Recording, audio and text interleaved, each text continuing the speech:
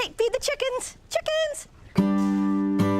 So I live in this house with my husband Mark, my daughter Julia.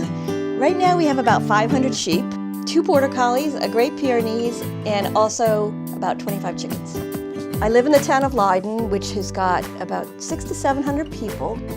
This is New England, and it's very, very cold here in the winter, and it's very white outside. So I feel like color is so warm and inviting and enveloping and cozy. So I just plaster color all over my house.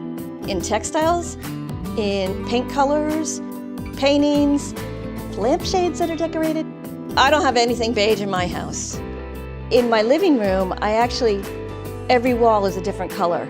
They all go together. People would say that's just nuts and psychotic, but because they're analogous, they're close to each other in tones, it holds it all together. So my husband and I have been married for 31 years. And like all first married couples, we had nothing. And so our relatives started giving cast-off furniture. And my table in my kitchen is from my mom and dad, and it's oak veneer, and it's all chipped, and it's worn out. But I love it because it's 31 years of our life in that table. Every time my mom comes to the house, she says, "You really got to get that done again." And I say, "Mom, I like it. I like the layers." And that's how I feel about a house. Let it get dense and nicks and everything. And that doesn't matter. You can always fix it. So I got this phone call from this young woman photographer, and she said, "I'm writing for this website called House, and could she come take some pictures?" And the story went live in September, and it started getting these comments. So every night I would go on, read the comments, and it became clear to me that people were terrified of color. So I was able to do a book proposal about writing about color and write a book, and it was all because of the House article. I like to paint furniture. I don't paint really old furniture. I use like a 100-year rule. I have a set of sideboard, dining room table, and these great carved chairs, and they came from my aunt, Jenny, when she died, and nobody in her family wanted them. It was an ugly oak color, and I didn't like it, but I put a wash of black oil paint on it, and the piece came to life just by changing the color. So I'm not really afraid to change the color of a piece of furniture if it's not working for me. I have my grandma's Hoosier cabinet, which I painted bright orange. I have my great aunt's beautiful sideboard, and it's bright fire engine red. It makes a piece of furniture or a house have a little more soul than something, say, you just bought brand new. I like the idea that I can get up in the morning and she is all excited at the breakfast table because she decided at 2 in the morning she was going to paint a room. In my mind, why the hell would you ever do something like that? But in her mind, it's perfectly acceptable.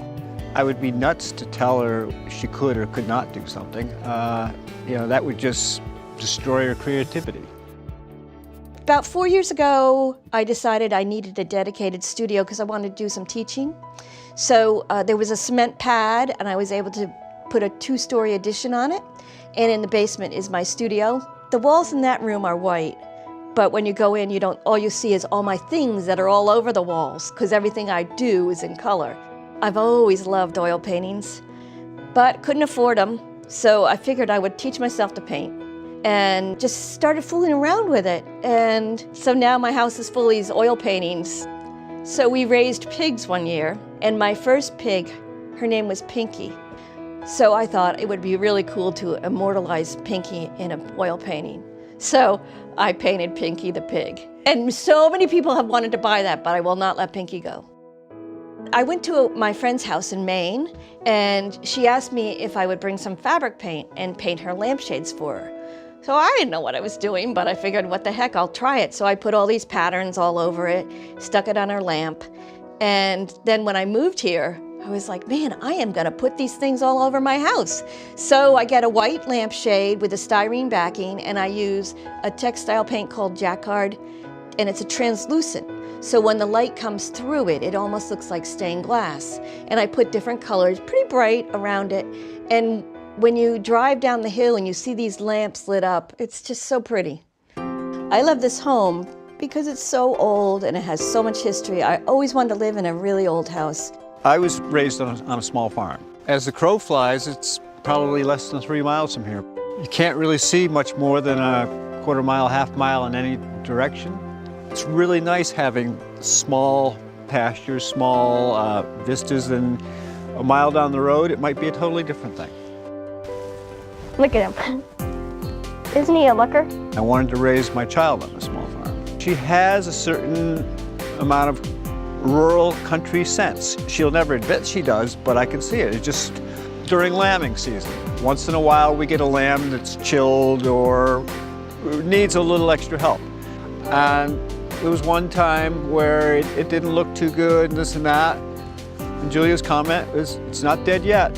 So most little kids wouldn't see, are not exposed to life and death like that. I feel very lucky to be living in this family. Like, I have very supportive parents, and I really wouldn't have it any other way. So this house is like a really nice family house. And you just walk in and you feel loved in it. Ever since we've lived here, we've had Thanksgiving here.